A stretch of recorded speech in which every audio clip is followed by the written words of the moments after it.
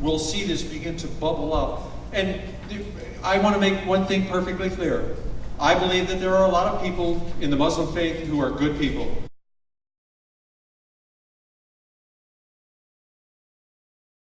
Who have no nefarious intent, no ill intent toward America. But there are those who do.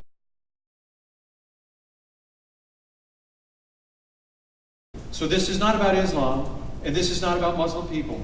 This is about an organization whose underpinnings are to subvert our form of government, to impose Sharia law as the law of the land throughout the world, and to establish a worldwide Muslim caliphate.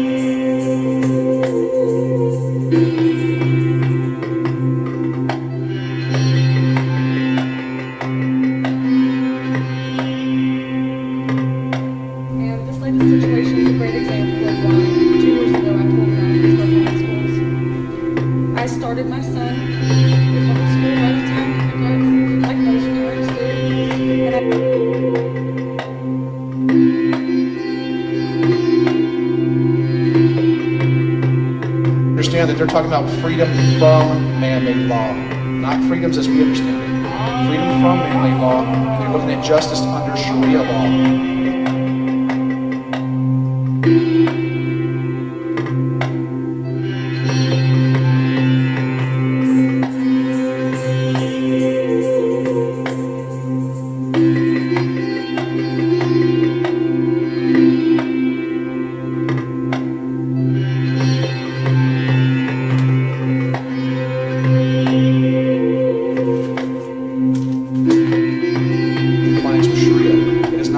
Justice that we in the West understand. So they're not saying we're going to be moderate Muslims. There's a lot of language you have to understand about political Islam.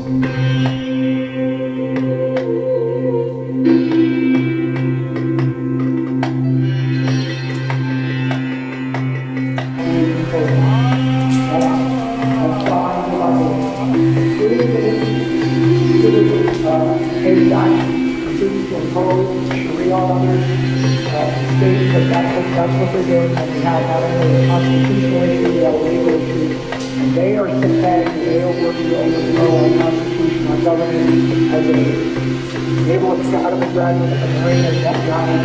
I sworn oath to the Constitution to protect and defend the Constitution, and that oath has no expiration date.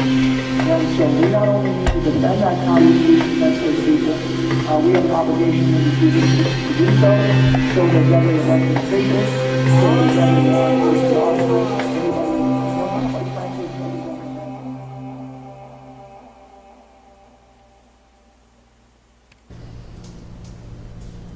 We'll see if I'm well-spoken. As Kim said, I have 2 young school-aged children. And this latest situation is a great example of why 2 years ago I pulled him out of Hillsborough County Schools. I started my son in public school right on time, kindergarten, like most parents do, and I expected great things from all the great advancements in technology and education strategies that have supposedly happened since I went through that same school system, and I did find some of those great advancements. But like anything else, I found problematic issues as well. As an active volunteer at my son's schools, I had a better opportunity than most to make changes in the school and to facilitate those changes that I thought needed to be made. But what I found was a system that didn't allow for a lot of meaningful parental and community input. This situation is no different. Large numbers of people have called, emailed, and attended these school board meetings begging for change, and the leadership chooses to ignore the situation. I presume it's simply easier to sweep it under the rug and move on to something different. And that's the problem for me and many other families like me. See, my family is not a democracy. My husband and I make the decisions on what is suitable and expected for my children. Second to God, we are the final authority on what is best for them. And for many years, we used Hillsborough County school system as a tool to educate our children. But we were still the final authority on what they learned. Unfortunately, what we continued to find was that more and more parents are not welcome in the schools. Parents are asked to volunteer by taking cutting and sorting projects home to do at home as opposed to participating in at-school activities. There's no opportunity for the parent, in most cases, to make a meaningful change or input. It's become a big deal to be allowed into your child's classroom to even witness their presentation, much less if you would like to audit one of their classes. I guess what it comes down to is that the school system has no respect for the feelings, standards, or rights of the parents. I battled this conclusion for many years, and then 2 years ago, when I was faced with a school administrator who responded to my request for a school-wide meeting, she responded with the answer of, "I'm not going to waste all of our time with a group gripe fest." That was the straw that broke the camel's back for me. My husband and I decided that while the system was right for some people, it is in serious need of repair in our judgment, and our children were better off at home. And that's where our children are currently thriving. Now, in my normal conversations, this is where somebody usually asks, "So why do you care? Why do you care what the school board's doing? Your kids aren't subject to these rules and regulations." And they're right. At home, we don't deal with these issues. But our liberties as parents are under a constant attack greatly at the moment. And it is not outside of the realm of my normal thinking that before I graduate both of my kids, the laws may change and force me to put my children back into government schools. Even assuming that never happens, my kids will still live in a world largely populated by people who have gone through this school system. So we have to get this right. And it's not right to allow organizations with ties to terrorism to educate our children. It is up to the parents to stand up and stop this. This is something that we have the right to demand for our children, and it is our duty as parents to stand up and demand it. Our parental rights trump the school board's desire to make this go away. Thank you.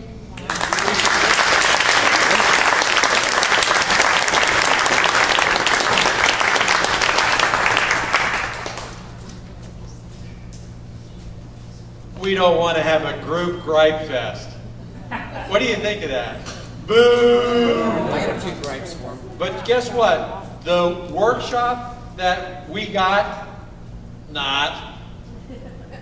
Gloria Gomez was there from Channel 13. So she was kind of sitting in the back room. I was sitting in the front room before the meeting actually started. This is Friday when they had the workshop. She walked up to me and she said, "Terry, how do you feel about getting the workshop that you wanted? Are you guys happy? What do you think is going to happen?" I said, "Gloria, we didn't get the workshop that we wanted.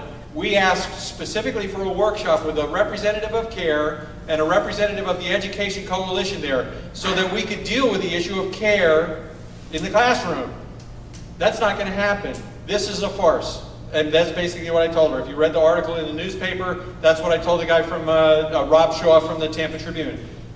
It was a farce. It was nothing more than a dog and pony show that the school board put on. I think primarily Candy Olson is the one who sets those things up, so it was primarily her effort to create a smokescreen, to say, "We've done it, we did what you asked, we had the workshop." Well, I'm going to give you just a couple of quick quotes from the workshop that will help you very clearly understand what we got. April Griffin. Now keep in mind that typically, and I don't go all the time, but I go to a fair number of school board meetings, and it's usually to gripe about something, okay? So I get into that gripe stuff. But usually when I go, I'm the only person, or there's two, or there's three of us, and maybe if it's really an exciting issue, there's 5. We've had 50 people first meeting, 80 people next meeting, 100 people the next meeting, and over 100 people the fourth meeting. That doesn't happen. And they weren't all the same people. there was probably 250, 300 to 350 different people who were there. And speakers, we had 25. We had 7 because I limited it at the second meeting. Then we had 25, whatever the numbers were. And some of those were the same speakers, but most of them were different speakers. So of all those speakers, many of them were one-timers, individuals who just came because they were concerned and they wanted to speak. So April Griffith says, we shouldn't even be here discussing this. Think about the audacity of that, the arrogance of that statement. 300 people, I'll use a round number, 300 people came to school board meetings because this is an issue that we're concerned about. And she had the arrogant attitude that allowed her to say, completely comfortable with it, we shouldn't even be here discussing this. That's what we have in the school board. And the other comment that she made, this issue came out of David Caton's email trying to get advertisers to stop advertising on All-American Muslims. That's what she said caused it. What she didn't say caused it, which is what really caused it, is the mother out in the Carrollwood area whose daughter came home and told her that what had happened, that Hassan Shibli from Cair had been in the classroom, and the mother anonymously, and I emphasize anonymously because she did it specifically anonymously to make sure that there was no repercussions for her daughter or for her. So she did it anonymously, called the newspaper printed it, and that's what this arose from a parent complaining. The young boy that they had in there who was the student testifier. Now, I'm not going to knock the kid. He seemed like a good kid, a smart kid. But he also was a kid that had the party line as what he believed. Okay? No big deal. It was more interesting than it would be if we were just doing the teacher reading it out of the book. And probably it was. But what the newspapers didn't tell you, and what the TV didn't tell you, is that the kid mimicked what Hassan Shibli said. So Hassan Shibli in the class, and he says this in the interviews that he's done with the newspapers, I wanted to explain the misconceptions about Muslims. Folks, that wasn't what he was in the room for. He was in the room to talk about the basic underpinnings of Islam and where Islam fits into the overall perspective of world history. He wasn't there to be an apologist for, oh, woe is me, mistreated minority Muslim. Okay. Now, again, it's easy to kind of get off on a tangent that sounds bad, and I don't want to sound bad. What it is indoctrination of the finest kind, because you have the teacher providing the imprimatur for a speaker to come in. That gives the speaker credibility. The speaker is a representative of Cair. That gives the organization credibility with impressionable kids who are far more likely to feel empathy or sympathy with someone who is an oppressed minority than they are with some guy who just comes in and says, hey, I know about Islam and I'm going to tell you, here's the five pillars or whatever it is. So that's what we're up against. It goes beyond the pale. You've seen the things that Candy Olson said at the first meeting. How dare you? 3 times, how dare you? So I want to 2 other candidates. Stacy White, our school board member, who, by the way, is solid as a rock. He is the only one who understands that this issue is about Cair. It's not about speakers. Oh, let me just want to, Randy, I don't want to cut into your time, so I keep looking at my watch. But we're sitting there. So they bring in what they do at these meetings. Basically, they've got administrators there who are going to say the things pretty much that the school board or the superintendent want them to say. So they've got a bunch of. The first group that came in was the people who set and monitor the policies to vet the speakers. So they went blah blah blah blah blah blah blah blah blah, told all the things that they did, and then the kid spoke. And I know his name, but I don't want to. It's immaterial. So that was fine. They got done. Administrators, principals, and teachers come up. So the administrators, principals, and teachers come up. Now here's what they're up there to talk about. They're up there to talk about how important it is to have guest speakers in the classroom. Well, duh. Who doesn't want the kids to have guest speakers as long as they're good guest speakers, right? That's not what the issue was about. But after they all spoke, Candy Olson said, well, Now it's time for us to just kind of look at each other and see if we've got consensus that there is a benefit to having guest speakers. Now, think of that with me. How dumb am I supposed to be? That wasn't what the issue was. But they've done everything they could over the past 2.5 months to obfuscate, to cloud the issue, to put up the smoke and mirrors so that we never get to the heart of the matter. And the heart of the matter is CAIR an organization that should put kids in our classroom, or is it not? You know, let's have an honest debate about it. But no, they don't want to have an honest debate. And there are a variety of reasons, and we'll get to those later. So Stacy White would have been here, but they had a school board meeting at a function that they had to go to tonight. And also Rachel Bergen should be coming in shortly. She's going to talk to us after John Guandolo. So I'm going to introduce now Randy McDaniels. And when I first got involved in this, I think that's, let me look at my, yeah, that's right, yeah. I'm going to introduce, come on up, Randy. Randy McDaniels, yeah, let's welcome him.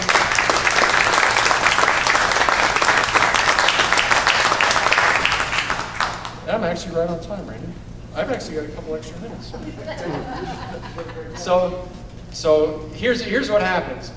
This stuff is in the newspaper. So I have to tell you, I was really ignorant about CAIR. Now, those of you who know me know that I've been doing what I do for 17 years. So I'm really engaged in the activities that go on in the community, particularly when the focus is Judeo-Christian values. So although economic issues are important to me and I do weigh in on them, the ones that I really have felt God call me to lead out in an effort on are family values, Judeo-Christian values, moral values, whatever you want to call it, but that's what I do. So all over I'm not going to say the last 4 or 5, maybe 6 years, I had this thing kind of buzzing around here, like, you know, when a gnat comes and every once in a while it bumps against your head and it bumps against your ear. And it's this whole thing with the radical Islam, with political Islam. But I really wasn't paying that much attention to it because it didn't really, I hadn't seen anything that really kind of affected me, that got me viscerally motivated. So, but I saw this in the paper and I said, you know, if they've got somebody in there teaching about Islam, we want to make sure they have somebody in there teaching about Christianity. So it's equality. Let's have fairness if we're going to be doing it. So that was what I got into this with. And Randy had begun to pull, and I'll tell you a little more about Randy, but I'm going to let him tell you about himself as well. But Randy had begun to pull together a coalition of people to fight this battle. And somebody forwarded me an email that they had received from him, so I forwarded it to him and said, hey, you know, blah, blah, I'm Terry Campbell, I do this and I do that, and if you're interested, I'd like to talk to you. The next day, I think it was the same day next day, he called me, he said, Terry, let's talk. So we did, and I got involved. And as I listened to the information that you're going to hear from Randy now over the next few minutes, and then from John Guandolo, I realized this is not a battle about the equality of religious expression in the classroom, the teaching of different religions. That's not at all what this is about. This is about the security of the United States of America. And because it's about the security of the United States of America, it's also about us, our kids, our grandkids, and our progeny, yea, unto the nth generation. This is really serious business. And when I started realizing how serious it is, that little gnat that had been buzzing about here jumped right into my heart. And that's why I'm here. Randy is a powerful warrior in this, man. Well, I'll let him tell you. But Randy, God bless you. God bless you. Give me a hand.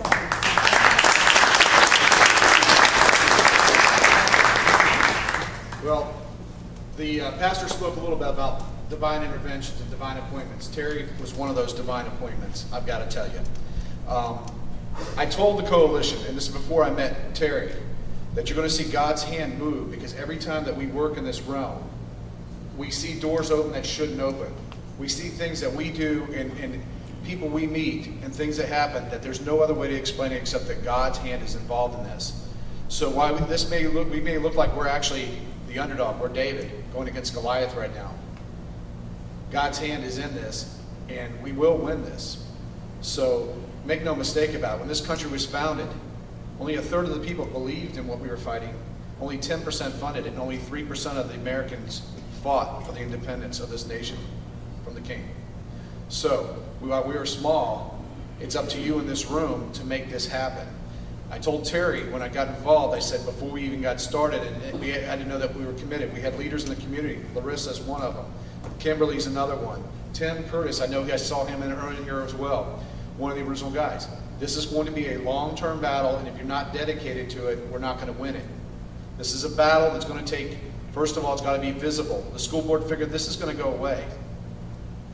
It's up to us, and it's our job, and it's your job, everybody I'm looking down in there, to make sure that this issue does not go away. And this is why we're here tonight. So we're here to enlist you to make sure that this is a visible issue, and that this is an issue that does not go away until we get what we want. Because what's at stake? This is a cultural warfare for the hearts and minds of our children. Make no mistake about it. And the enemy knows it. Now, what this is not about is bashing Islam. What this is not about is bashing Muslims in general.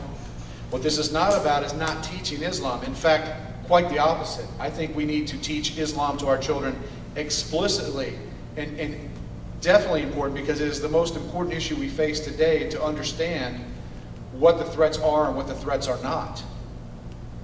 What this is about is protecting our children, and what this is about is it's not about some 30-year-old lawyer who works at Cair. It's much bigger than that. Cair is just one of many groups and the Muslim Brotherhood who's working to subvert this nation from within. They don't represent the mainstream Muslims. The Muslim Brotherhood happens to be, though, in charge of most groups that get the voice, that are active in the community and are active with our U.S. government. And this is the problem. They are the mouthpiece. This is who you see in the news.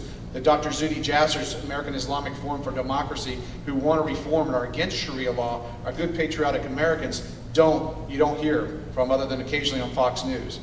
So this is what this is about. You're going to learn. We've talked about Cair, Hassan Shibli, different things being in the school. And a lot of you may not really understand why it's so important yet. But before this night's over, we're going to barely scratch the surface, but I think it's going to be crystal clear as to what the threat is.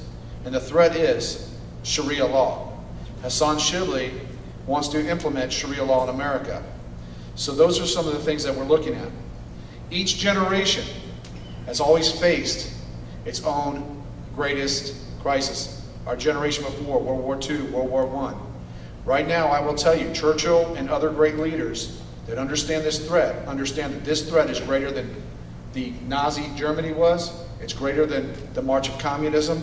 And you've got to understand that these progressive Islamists are working together. Carlos the Jackal in 2004 said it will take a coalition of Marxists and Islamists to defeat the United States. This is exactly what is happening today. And we know it because the enemy tells us in his own writings what we're doing. We're in an information battle space. And the information warfare, the political warfare, and the subversion that we are looking at is to undermine our political system, our education system, our media, our churches, interfaith dialogue, all this stuff. It's all by the Muslim Brotherhood outreach, and it has an objective. And the objective is to subvert the United States in the furtherance of the Muslim Brotherhood objectives, which are to implement Sharia law and reestablish the global caliphate. Now, Sharia law, we're just about marriage contracts, as Hassan Shibli says. And would you let me know my time with your hands? How many minutes do I have? You got 10 minutes. 10 minutes? Excellent. If it were about implementing simple marriage contracts and other things like that, that would be fine. But Sharia law expands the parameters much, much greater than that. And Sharia law recognizes no separation of mosque and state. Sharia law does not recognize man-made law. Sharia law, as defined by all authoritative Islamic scholars, Al-Azhar University, the Fiqh Council of Jeddah, the Fiqh Council of North America, the International Islamic Institute of Islamic Thought, Grand Mufti of Jordan, Syria, and Egypt, all 4 Sunni schools subscribe to it. The Shafi, Maliki, Hanafi, and Bali, as well as both Shia schools, major Shia schools, all sign off and subscribe to it.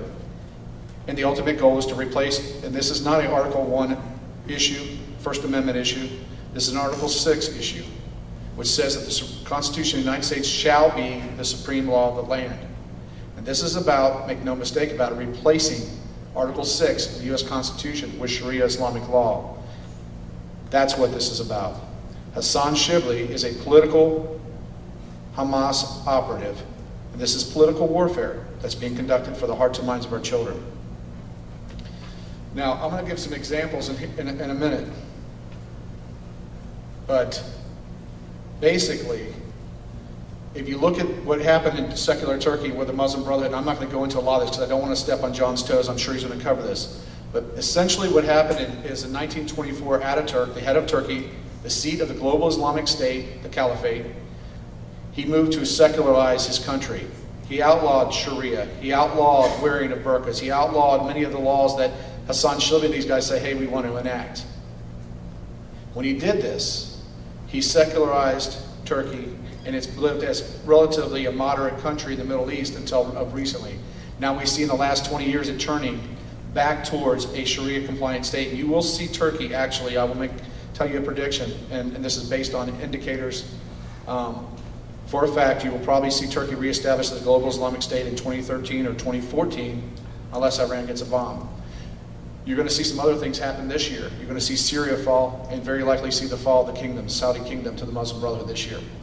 Those are predictions that you're going to see. We predicted, and John predicted, the countries that would fall well in advance, and we're briefing the Hill a year prior to the actual fall of the Middle East, and yet our government, for the most part, said, how'd you guys do that?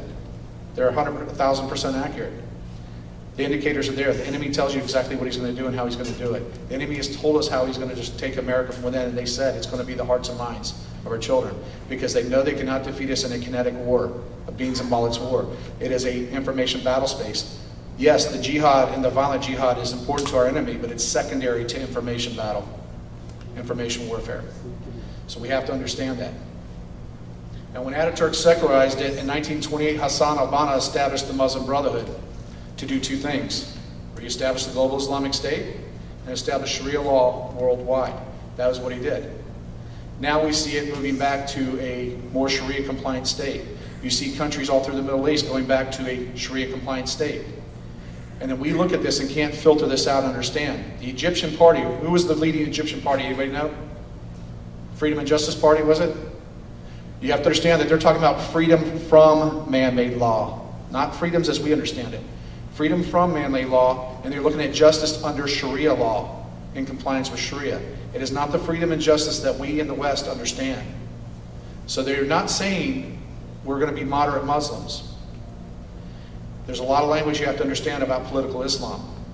And I'm not talking about a Muslim that wants to worship and pray and follow the faith components of his religion, because I served in the Marine Corps, so we could all practice our faith.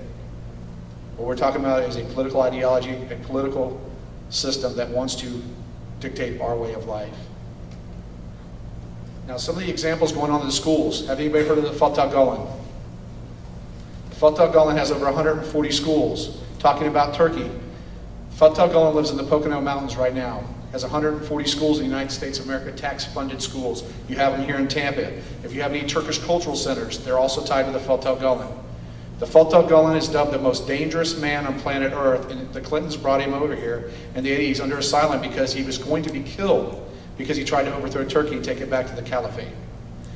So why is this man influencing taking our children over to 2-week tours to Turkey? They give trips to Turkey. They're doing cultural events, charities. And he says, quote, he said, we are to swim in the arteries of society, undetected, unnoticed, until we reach all the power centers. And then, if we rear our heads too soon, they will crush us. That's the words of a man. Does that sound like somebody who's trying to teach your children or indoctrinate your children?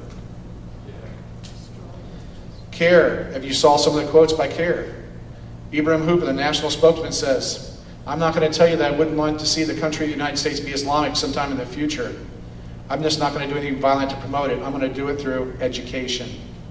Shabir Mansouri, Council on Islamic Education, the group responsible for all textbook content, virtually all content in all middle school and high school textbooks, said, quote, I am waging a bloodless revolution in America's public schools, promoting world cultures and faiths.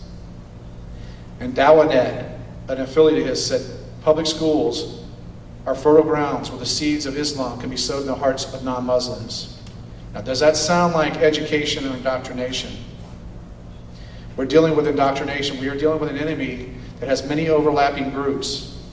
And when you see the Muslim Brotherhood, they have commandeered the North American Islamic Trust, which is very important, because if we win this battle with Cair, we have to craft the words right. And this is why Terry and we crafted the words to include any co-conspirator, because the North American Islamic Trust holds the deed entitled to 7 out of 10 mosques and Islamic centers in the United States of America. This is important because if we have an imam come in, and we say, well, we just want imams to come in, that means 7 out of 10 imams follow suit with what Cair Hamas dictates and believes. So that means we have to be very careful into who we filter and who we allow into the school system. So it's important to understand that who the Muslim Brotherhood is and who the affiliate groups are. So this is not about just one guy from Cair.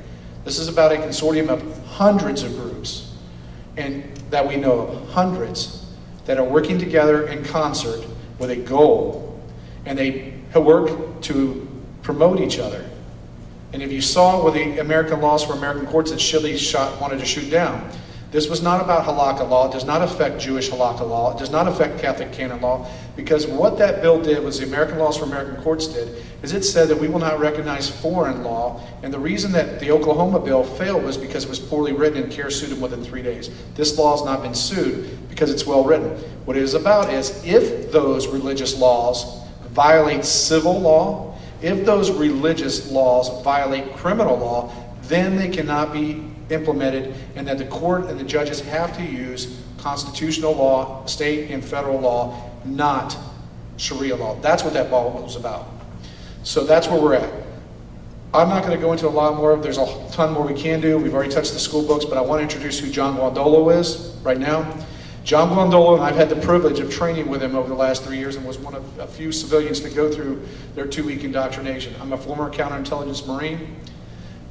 But when you understand the lack of information, the lack of knowledge about the Brotherhood movement in America by our senior intelligence apparatus in the United States, you will be shocked, frankly. Now, we have some sharp men. Former CIA Director James Woolsey, General Jerry Boykin, if you saw Black Hawk Down, he's one of the guys we work with. Ed Sourceler, former Defense Intelligence Agency Director, also entered in the Intelligence Hall of Fame. And the former Inspector General of the Department of Defense, Joe Schmitz, are all friends that we work with. These 4 men, talking about John Guandolo, and Steve Coughlin said, quote, "We were in senior levels of intelligence and should have known this information, but did not." They are our go-to guys on everything Islam. And the information that they present is factual and speaks for itself. I've had the privilege of going through their 2-week intensive training program under John, and I've got to tell you, you're in for a treat, as Terry had said when you heard what he had to say. John Guandolo is a fellow Marine. He's a graduate of the Naval Academy. He was a platoon commander in Operation Desert Storm, Desert Shield, Desert Storm. He later went to the FBI. He wrote the first training manual on the Muslim Brotherhood and the Islamic movement in America. He received the Defender of the Homeland Award from Senators Kyle and Lieberman for his work. He was noted in a White House briefing as the training that he developed was groundbreaking at the time. So he's a very knowledgeable man, and since then he has left, and currently they brief congressmen, they brief on the Hill, they brief and train intelligence law enforcement across the country, and they train select leaders like myself to go out and do the same thing. They train the trainer program to go out and train leaders and community leaders, law enforcement, military intelligence leaders. So you have a treat tonight to hear probably the preeminent expert in this country on the Islamic movement in America. And I want to thank you all for coming here. And please know that you are going to make a difference, and we need you to get involved. God bless.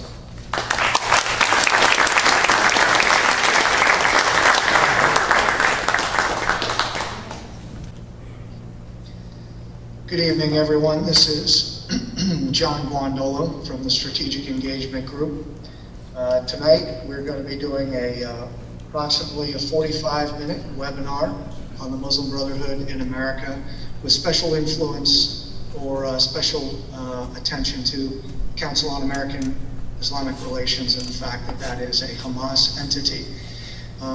For those of you who have never had any exposure to Cair, the Strategic Engagement Group is a nonprofit organization based in Maryland.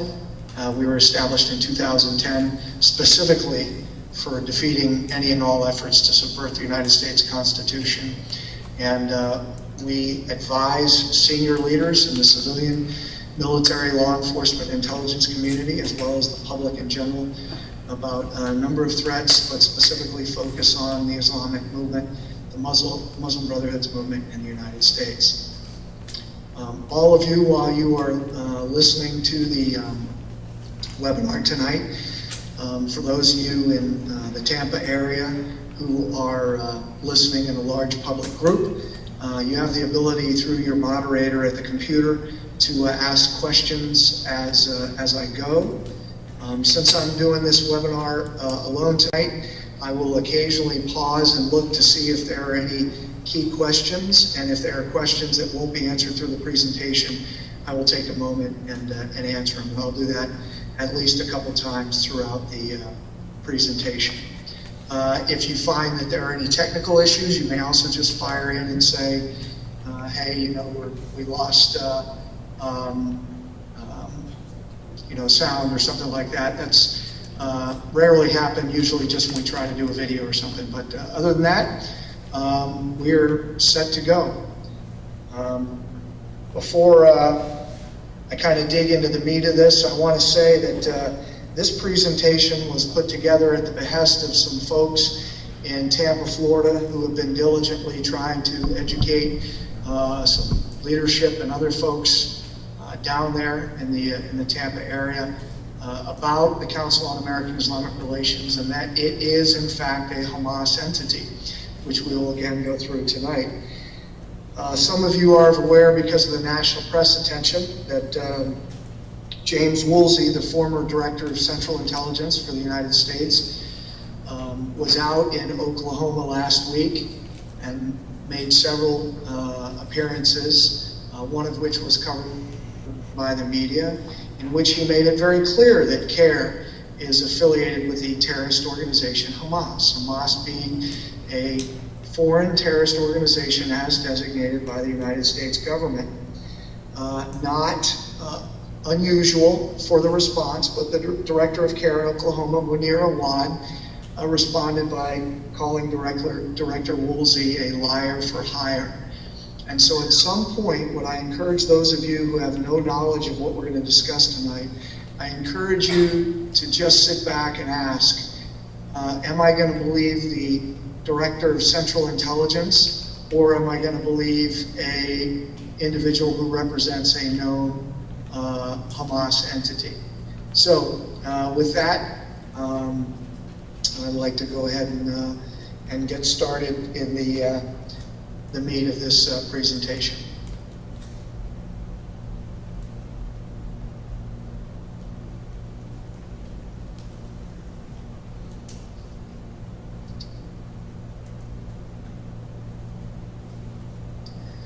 The first part of the presentation, we are going to talk about who the Muslim Brotherhood is.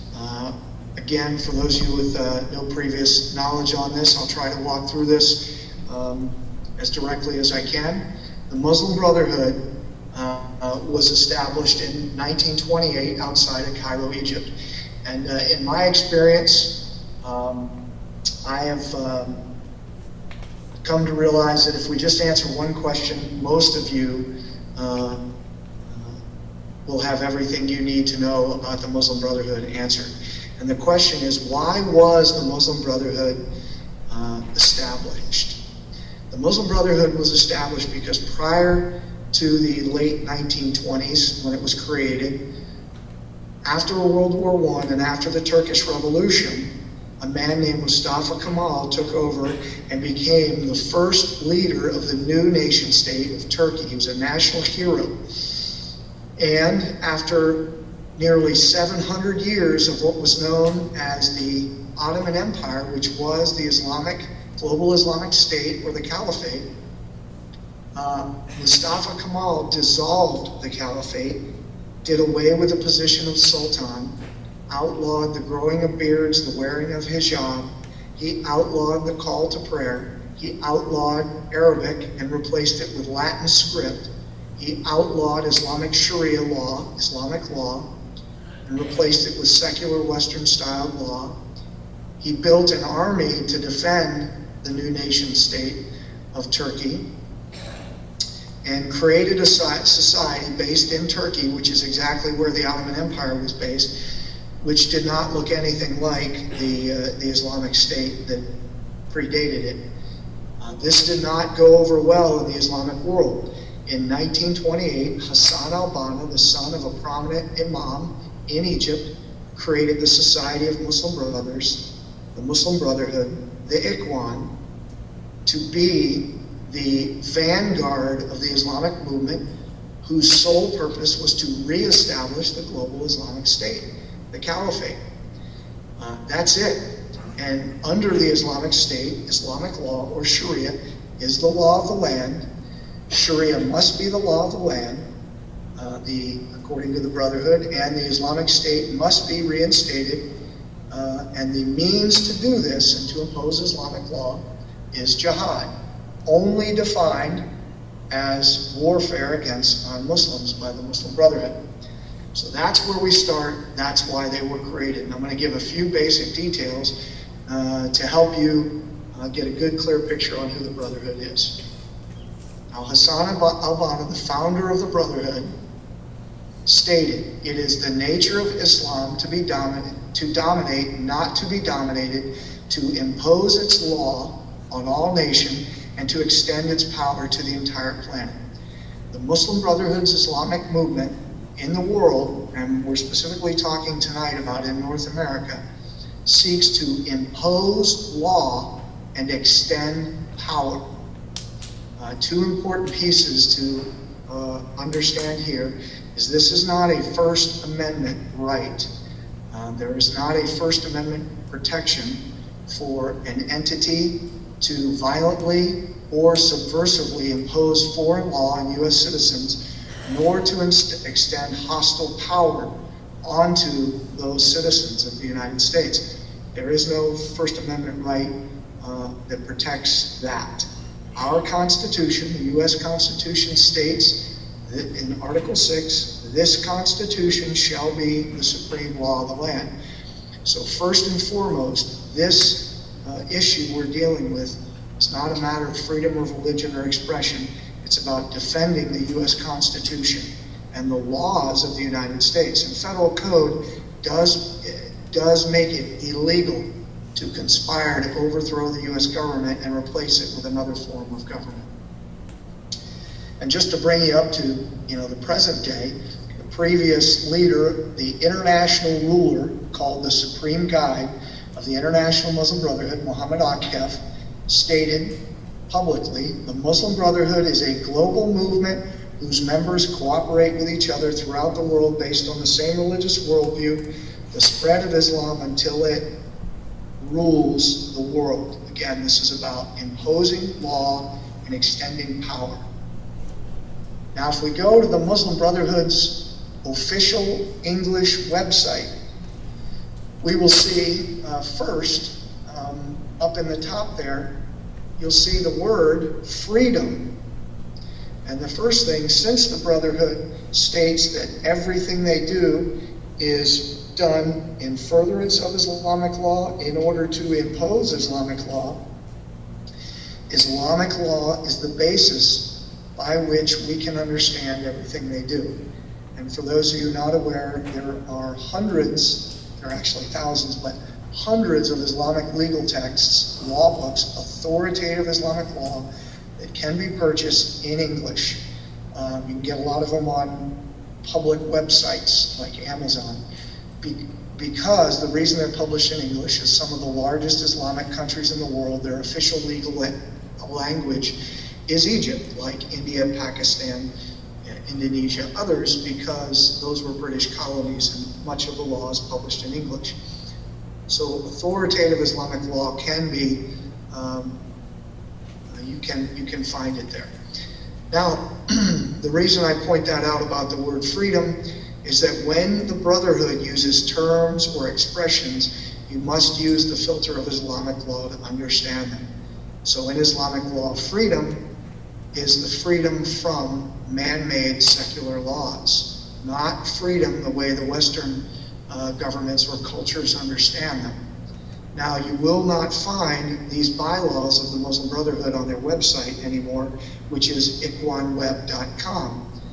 The reason you will not is they have completely revamped their website since their revolutionary movement in the Middle East, which began in Tunisia and Egypt,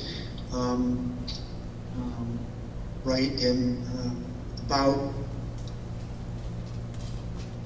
11 months after this screen capture was made, obviously in early 2011, January of 2011.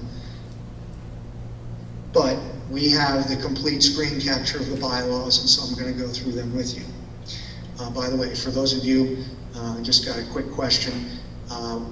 E.J. Kimball's name is up on the webinar, but this, as promised, is John Guandolo. And I know those of you in Florida were already briefed about that. So let's look at their bylaws. The first substantive article, Article 2 of the Muslim Brotherhood's official bylaws says, and this is exactly what we saw from the founder of the Muslim Brotherhood and the Supreme Guide of the Muslim Brotherhood. The Muslim Brotherhood is an international Muslim body which seeks to establish Allah's law in the land. Now, this is important. The Islamic law they seek to establish is not some sort of theological law. It is real law meant to be established in the land and imposed. Additionally, the goals of the Muslim Brotherhood are to liberate the Islamic nation from the yoke of foreign rule, establish the Islamic State, and do all of this in accordance with the provisions of Islamic law, Islamic Sharia. Not surprising now that we're starting to see a trend. The Muslim Brotherhood's doctrine is crystal clear and consistent. You just have to read it. Now, does the Muslim Brotherhood say they will achieve these goals by building an army and invading America or Europe? Not in the way we think, no.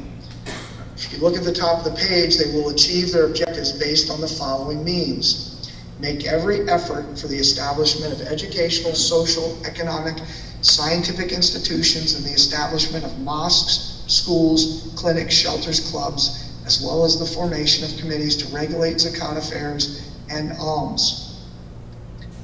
Now, the Muslim Brotherhood's bylaws state that the way that they are going to achieve their objectives is to go into a country and establish these organizations. And we'll talk shortly about how that actually came to be in the United States and in Europe, but we'll focus on the United States. And importantly, paragraph E states the Islamic nation must be fully prepared to fight the tyrants and the enemies of Allah as a prelude to establishing an Islamic State. The Muslim Brotherhood, as you will learn in a moment, is not a non-violent political organization. It is a revolutionary organization that is currently overthrowing numerous governments in the Middle East and working in Europe and the United States to do the same. It is not non-violent. There's no evidence of that. Now let's just look at the Muslim Brotherhood's logo. 2 crossed swords, the Quran, and the phrase there in Arabic beneath the shafts of the sword. Well, what does that mean? That phrase means prepare or make ready. And it comes from Surah 860 in the Quran, chapter 8, verse 60. Against them, make ready your strength to the utmost of your power, including steeds of war, to strike terror into the hearts of the enemies of Allah and your enemies and others besides whom ye may not know, but Allah doth know. Pretty crystal clear. Now, not too long ago, the current Supreme Guide, Muhammad Badi, was on Arabic television, and he was asked by a female reporter if they were going to change their logo because this is so violent. And of course he said, no, we are not. This is who we are.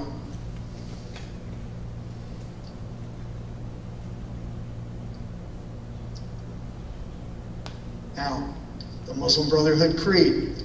Allah is our goal, the Messenger our guide, the Quran is our law, jihad is our way, and martyrdom in the way of Allah is our inspiration. Jihad is our way, and martyrdom in the way of Allah is our inspiration.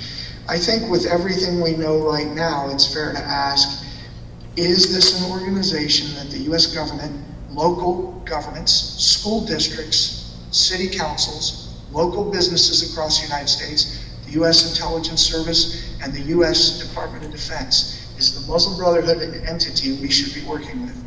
Because currently the United States government is officially negotiating with the Taliban, and the gentleman who's the mediator for them is a man named Yusuf al-Qaradawi, the most prominent Islamic legal scholar in the world and a Muslim brother. The question has to be raised, does that make sense? Well, here's the Hamas covenant in 1988. Why am I showing you? The name of Hamas is the Islamic Resistance Movement, because Hamas is the Muslim Brotherhood in Palestine. How do you know that, John? Well, because their covenant says that. The Islamic Resistance Movement is one of the wings of the Muslim Brotherhood in Palestine.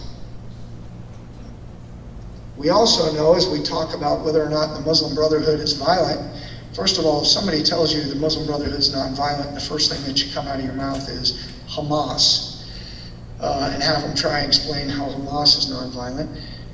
Well, the Prime Minister of Egypt in 1948 was killed by a Muslim brother in Egypt, and in 1949 the Egyptian security services gunned down the founder of the Muslim Brotherhood, Hassan al-Banna, in the streets of Cairo, because the Brotherhood was assassinating federal judges in Egypt and going after British soldiers and their families and killing them in Egypt at the time, because they wanted non-Muslim forces out of Muslim lands.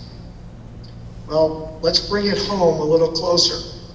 The Muslim Brotherhood, inherent to their operations, inherent to who they are, inherent to their structure, is something called the Special Section, which some in the media have called the secret apparatus, which is actually just a nomenclature, but that's not what they're called. They're called the Special Section by the Muslim Brotherhood. We know that they've existed in the United States for over 30 years. How do we know this? Well, because we just happen to have a recording, an audio recording that the Muslim Brotherhood made in Missouri in 1981, where a senior Muslim brother, Zayed Nahman, who was on the board of directors for the Muslim Brotherhood in the United States, was speaking to a group of Muslim brothers. We discovered that tape in an FBI raid in 2004, which I will get to in a moment. And the transcript of that tape was made, and then it was officially translated into English, and you're looking at it on your screen. There are 3 points to be made based on I'm just going to take a couple snapshots out of the speech. Remember, he's talking to Muslim brothers in the United States. And it's a senior Muslim Brotherhood leader. During the Q&A, he was asked by a Muslim brother, referring to the objectives of the Muslim brother, the goals of the Muslim brother in the United States. This Muslim brother says, by securing the group, do you mean military securing? And Zayed Nahman says, no, military work is listed as special work. Special work means military work. So first, to pause there and say, as I mentioned, the Special Section of the Muslim Brotherhood, that's the part of the Muslim Brotherhood that does assassinations, kidnappings, bombings, etc. They exist in the United States. Well, because they exist wherever the Muslim Brotherhood exists, and this is a very easy way to demonstrate that they do in fact exist, and Zayed Nahman is acknowledging that the Special Section, the special work, is military work. But he goes on and says, securing the group is the group's security against outside dangers. I'm going to skip down.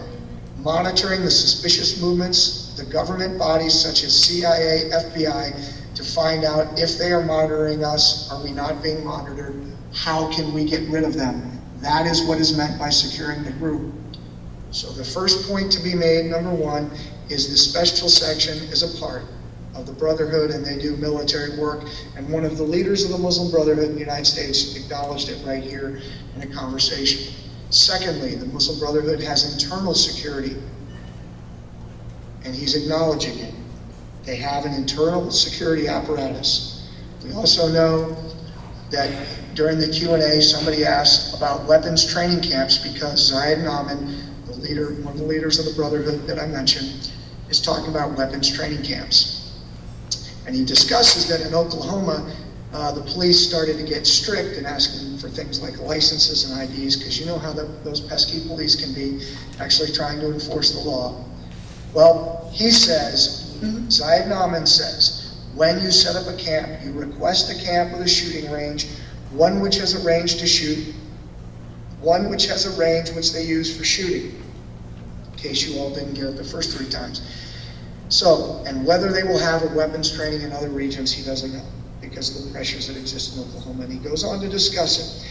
And he discusses a whole lot of these issues. So, this recording was made in 1981, so we know now that at least since 1981, the Muslim Brotherhood has had jihadi camps inside the United States of America.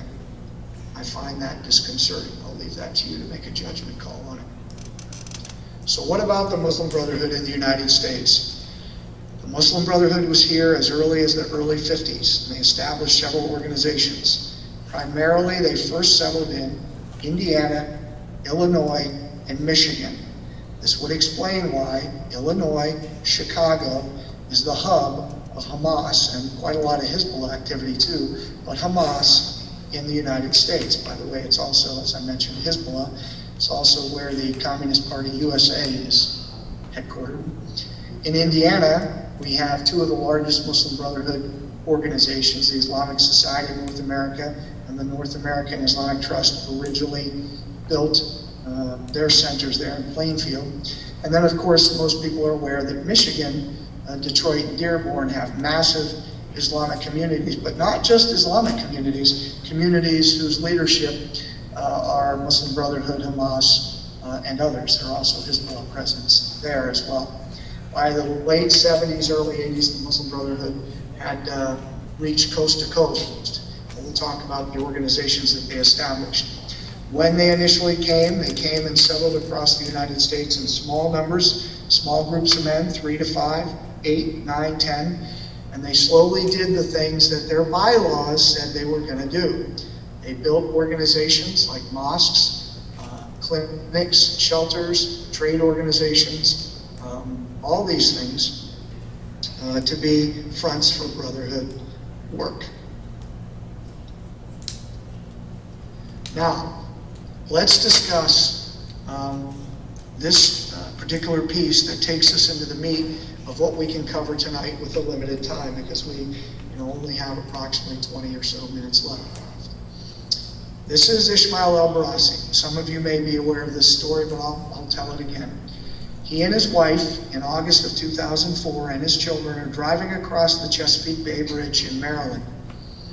Two Baltimore County police officers just driving from point A to point B see el-Barassi's wife, who's in the passenger seat, wearing a hijab, and she is filming the support structures of the Chesapeake Bay Bridge.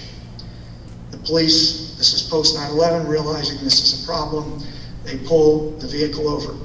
They identify the driver as Ismail el-Barassi, realize in the system he is wanted on a material witness warrant in a Hamas case out of Chicago. Why? Because he is partnered with this man, Musa Abu Marzouk, the leader of Hamas in the United States. He's the leader of something called the Palestine Committee, which is Hamas in the United States. So these two work together. Musa Abu Marzouk, because he's the leader of Hamas, was obviously a specially designated terrorist by the United States government. He's also, at the time, the number 3 guy for Hamas in the United States. Well, subsequent to this stop on the Chesapeake Bay Bridge, the FBI's Washington field office raids the home of Ismail el-Barassi, who lives in Annandale, Virginia. Musa Abu Marzouk, the leader of the Palestine Committee, or Hamas in the United States, resided in Falls Churches as well. So the FBI raids the home, and in the basement, the FBI finds a sub-basement, and in the sub-basement, the FBI finds the archives of the Muslim Brotherhood in the United States, really in North America. Hundreds of documents, financial records, personal notes, address books, etc. Muslim Brotherhood doctrinal, strategic documents, objective documents, photographs, videotapes, audio tapes, you name it. Tons of materials are brought out of the home. Much of this is entered into evidence in something called the United States versus the Holy Land Foundation for Relief and Development, the largest terrorism financing and Hamas trial ever successfully prosecuted in the United States. The Holy Land Foundation and its leadership are found guilty in 108 separate charges for funneling over $12 million to Hamas overseas. At the time it was indicted, Holy Land Foundation was the largest Islamic charity in the United States. Now, another interesting point, when we go back to the Muslim Brotherhood's presence in the United States, interesting that at the time it was founded, or the time it was indicted, the HLF, the Holy Land Foundation, HLF, was the largest Islamic charity in America. When the Muslim Brotherhood was first created, the first national organization, Islamic organization in the United States, was the Muslim Brotherhood, Muslim Student Association at the University of Illinois in Urbana, and it was created by the Muslim Brotherhood. So the first national Islamic organization in the United States was created by the Muslim Brotherhood, and the largest Islamic charity in America that existed at the time, Holy Land Foundation, was a Muslim Brotherhood Hamas front and convicted in the Northern District of Texas in 2008 in Dallas. Well, one of the documents found in the search of the El-Barassi home was the 5 phases of the World Underground Movement Plan. Phase 1, phase of discreet and secret establishment of the leadership. Phase 2, phase of gradual appearance on the public scene and exercising and utilizing various public activities. It greatly succeeded in implementing this stage. It also succeeded in achieving a great deal of its important goals, such as infiltrating various sectors of government, gaining religious institutions and embracing senior scholars, gaining public support and sympathy, and establishing a shadow government secret within the government. Phase 3, escalation phase, prior to conflict and confrontation with the rulers through utilizing mass media, currently in progress. Now, this is an undated document discovered in 2004 in an FBI raid in Annandale, Virginia. Phase 4, open public confrontation with the government through exercising the political pressure approach. It is aggressively implementing the above-mentioned approach. Training on the use of weapons domestically and overseas in anticipation of 0 hour. It has noticeable activities in this regard. Now that should not shock us, since we just saw the transcript of a senior Muslim brother speaking to Muslim brothers in 1981 in Missouri, talking about jihadi training camps in America. And finally, phase 5, seizing power to establish the Islamic Nation. Well, one of the key documents found in the search was the Muslim Brotherhood Strategic Memorandum, written by the number 2 guy for Hamas in the United States, Muhammad Akram, on the Palestine Committee, dated 1991, discovered in 2004.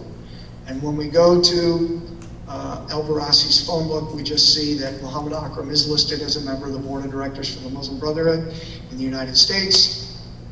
And we see that their strategy for defeating us is this: the process of settlement is a civilization jihadist process with all the word means. Meaning the entire reason the Brotherhood settled in the United States is a civilization jihadist process.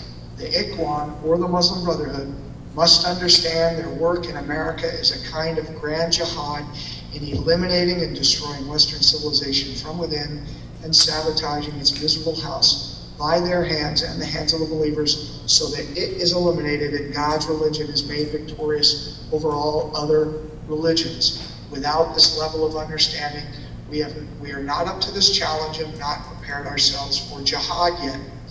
So when you know that you have a Muslim Brotherhood entity that you're working with, and especially obviously a Hamas entity, but a Muslim Brotherhood entity, you know that this is their doctrine.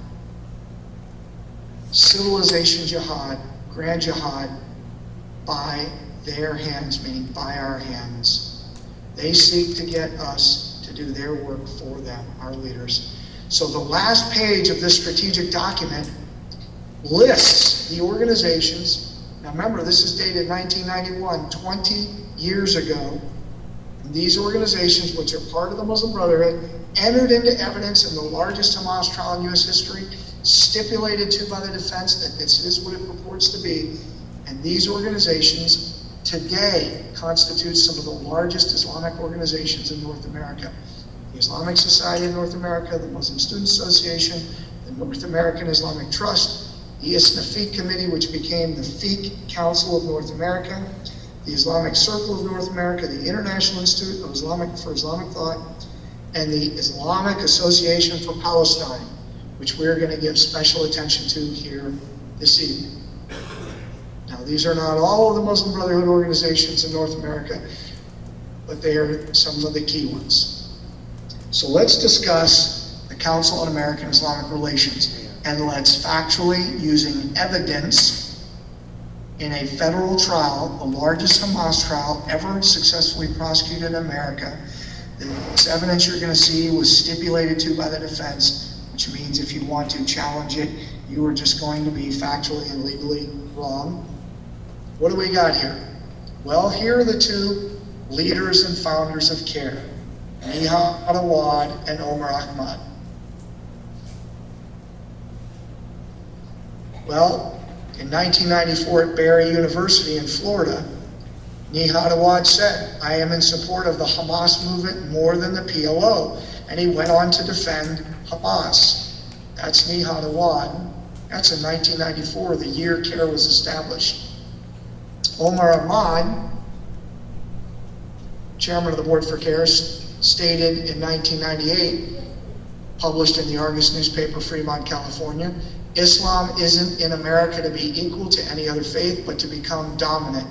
The Quran, the Muslim book of scripture, should be the highest authority in America, and Islam the only accepted religion on earth." Just so we know who we're dealing with, that's as we enter into this. Now, one of the documents discovered during the 2004 FBI raid in Annandale, Virginia, was this document. Now, here's the original Arabic, and here's the English translation, the Islamic Action for Palestine. Now, I'm going to walk through this slowly, but it'll only take about a minute. I'm going to read from it first, and then we'll discuss it. This document lays out historically how the Muslim Brotherhood established the Palestine Committee in all of the nations where they had a presence. Therefore, a resolution was issued by the Guidance Office and the Shura Council of the International Movement.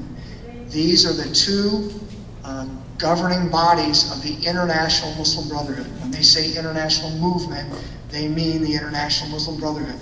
To form Palestine committees in all the Arab, Islamic, and Western nations whose job it is to make the Palestinian cause, i.e. Hamas, which they define in a moment, to make the Palestinian cause victorious and to support it with what it needs of media, money, men, and all that. In other words, propaganda, financial support, and recruits. And below you see, right below it in the red box, the Islamic Resistance Movement, which is Hamas. And it says that the Muslim Brotherhood restored hope and life to the Muslim nation, and the notion that the flare of jihad has not died out and the banner of Islamic jihad is still raised. Okay, so let's go a couple points here. Number one, the Palestine Committee is Hamas. The International Brotherhood creates Palestine committees in all the nations where they have a presence, and at the time they had a presence in nearly 80 countries. Now it's over 100 where they actually have a structure around the world. Now, the Muslim Brotherhood here said that they established these organizations: the Islamic Association of Palestine, the Occupied Land Fund, and the United Associations for Studies and Research. They established 3 organizations in the United States to be fronts for Hamas. So now we know. Let me break it down even more simply. The International Brotherhood establishes Palestine committees in every nation where it has a presence. The U.S. Palestine Committee, established by the Muslim Brotherhood here, creates 3 front groups for Hamas: the IAP, the UASR, and the Occupied Land Fund. Okay? These 3 organizations are fronts for Hamas. Now, so we know all Muslim Brotherhood, all Hamas. The Occupied Land Fund becomes the Holy Land Foundation, which we know is a is prosecuted in Dallas in 2008 and convicted in the largest Hamas trial in U.S. history. The Islamic Association of Palestine, its leaders were Nihad Awad and Omar Ahmad.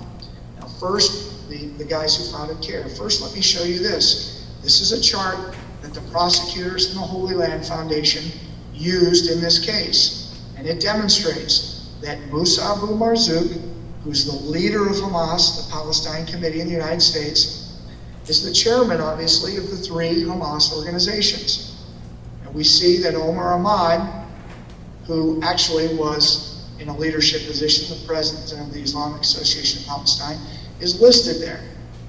You see a direct tie from the Palestine Committee to the International Brotherhood and to the international offices of Hamas. That's the Palestine Committee in the United States. This is important because Hamas is a terrorist organization. So, Musa Abu Marzouk, a designated terrorist, is the chairman of those three organizations. At the time, that organization, the IAP, Islamic Association of Palestine, its PR director is Nihad Awad, and its president is Omar Ahmad. So remember, those are the two founders and current leaders of CAIR. They are Hamas. Well, John, how do you know that? Well, see, there's a lot more evidence than we're going to go through tonight, but hopefully I'm going to give you enough so you understand.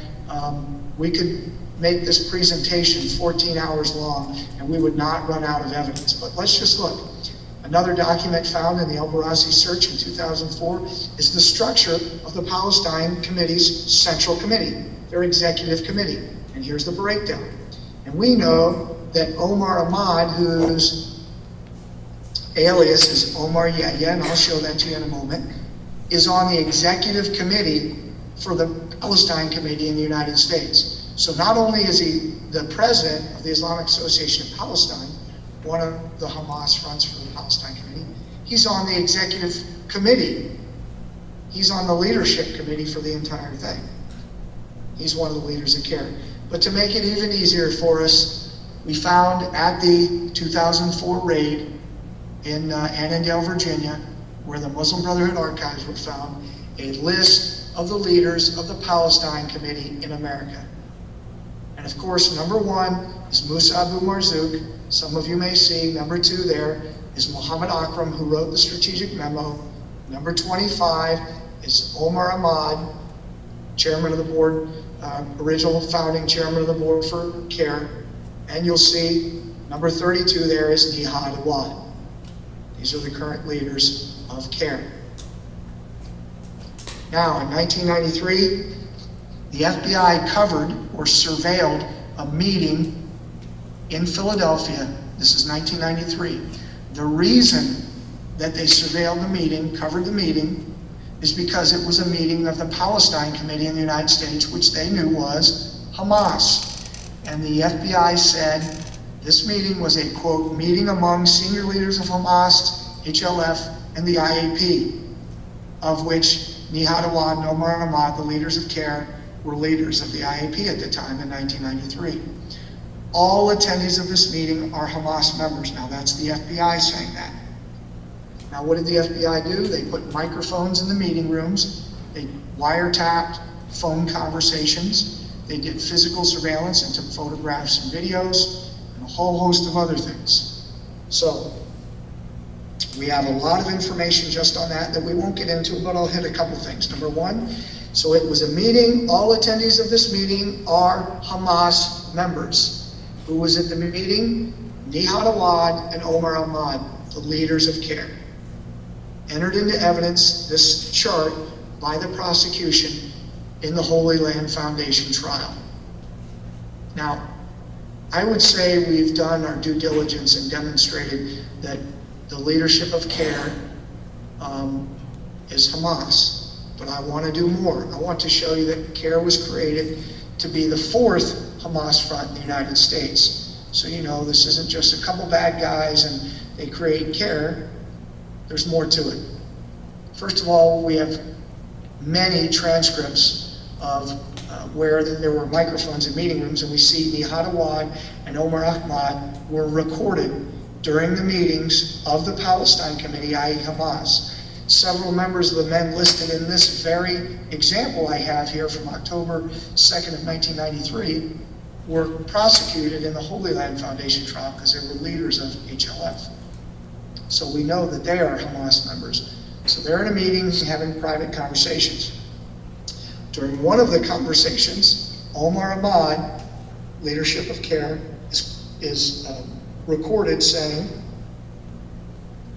"I believe our problem is that we stopped working underground."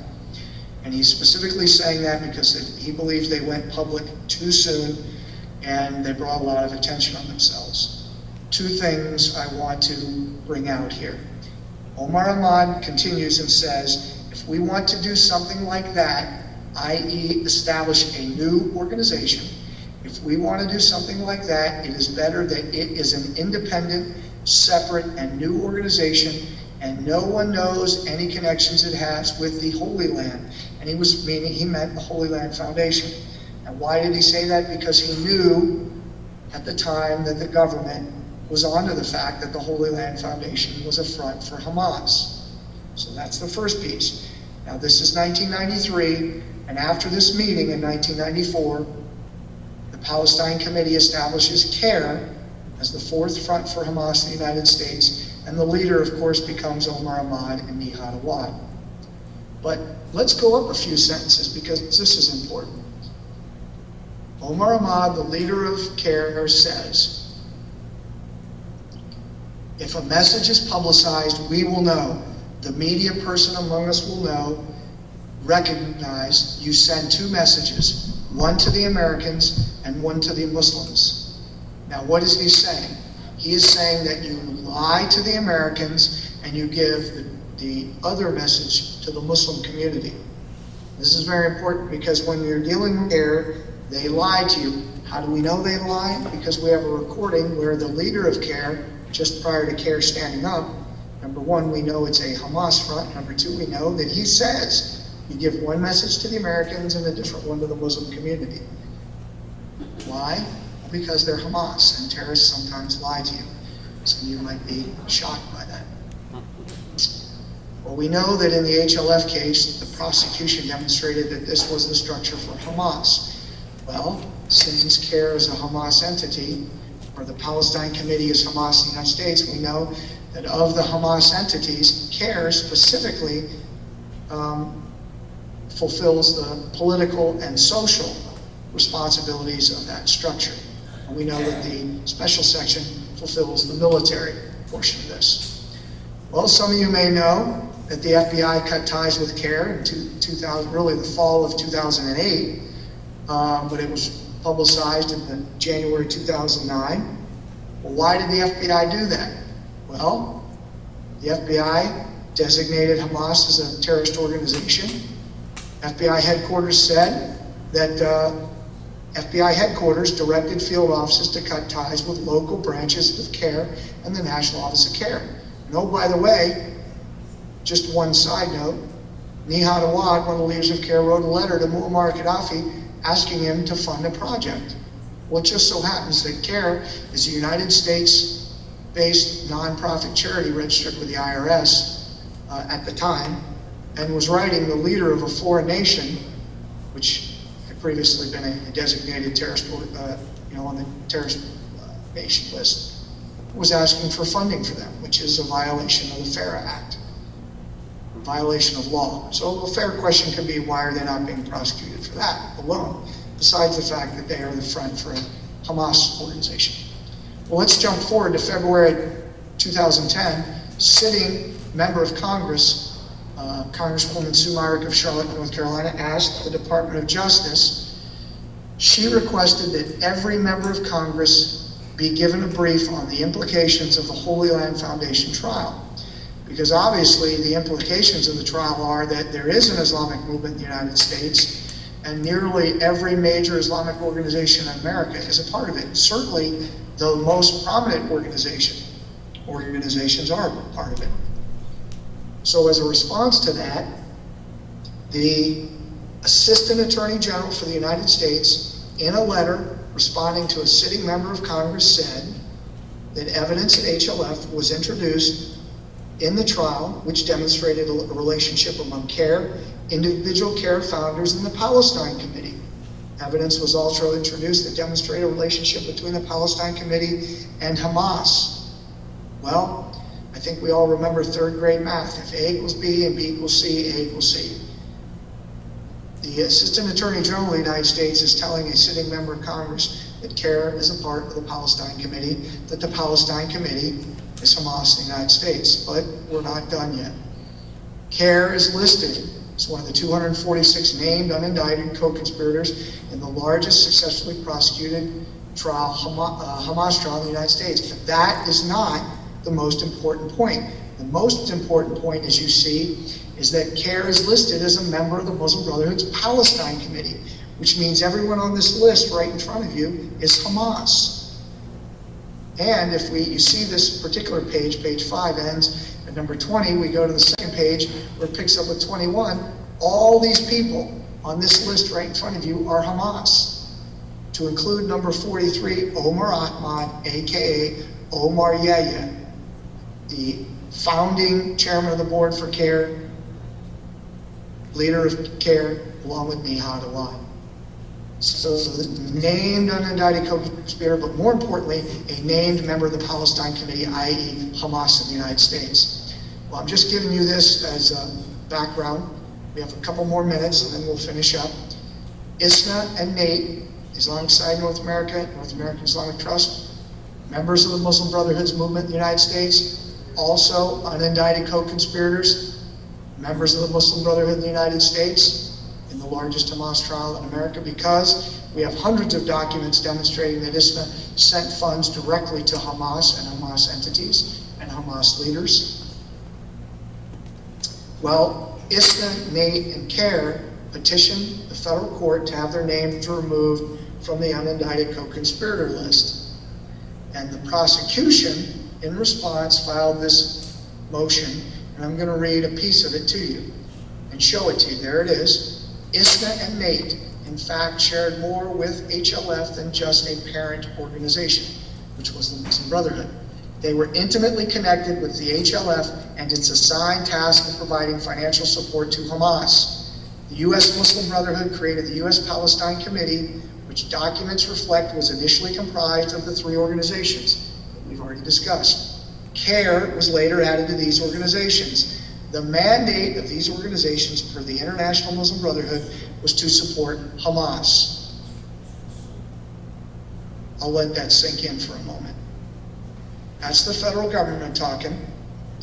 Well, how did the judge rule when he looked at all the evidence? Well, first of all, the judge said, government, you should not have publicly released the unindicted co-conspirator list. However, and then the judge proceeded to go through the evidence that was discovered in the 2004 FBI raid in Annandale, Virginia, the evidence that was discovered in the revealed from the 1993 Palestine Committee or Hamas meeting in Philadelphia.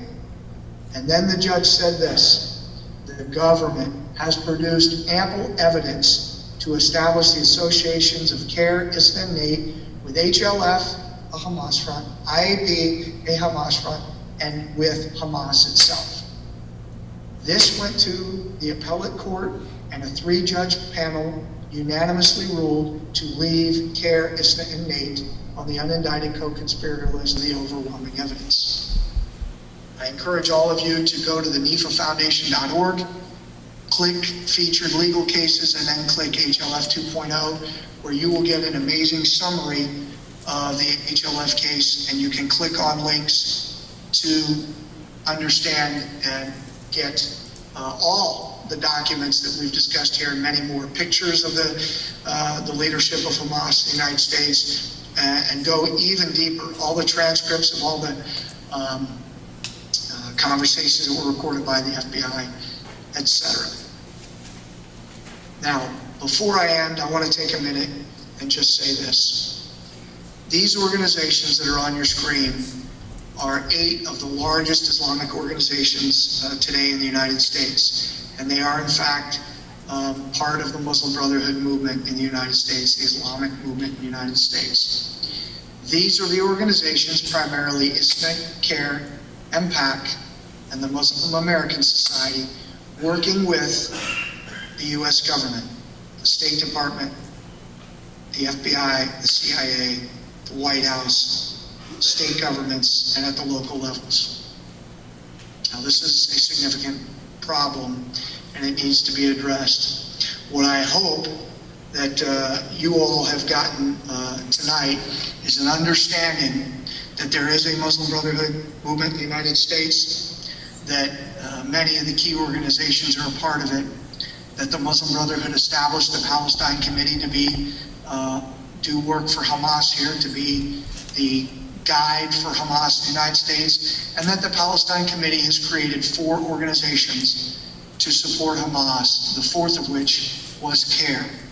So for those of you in Tampa, Florida area, in the Hillsborough School District, who think working with CAIR is no big deal, you are working with Hamas. So when they put on suits and smile and tell you that they're nice, I know this may be shocking, they're lying to you. And for those of you in other areas of the country who are scrambling to figure out who these guys are, I hope that in some way the Strategic Engagement Group has helped you vet that out and in a factual way come to understand that that is, CAIR is in fact a front for Hamas in the United States. I thank you all for your time. I'm going to sign off now.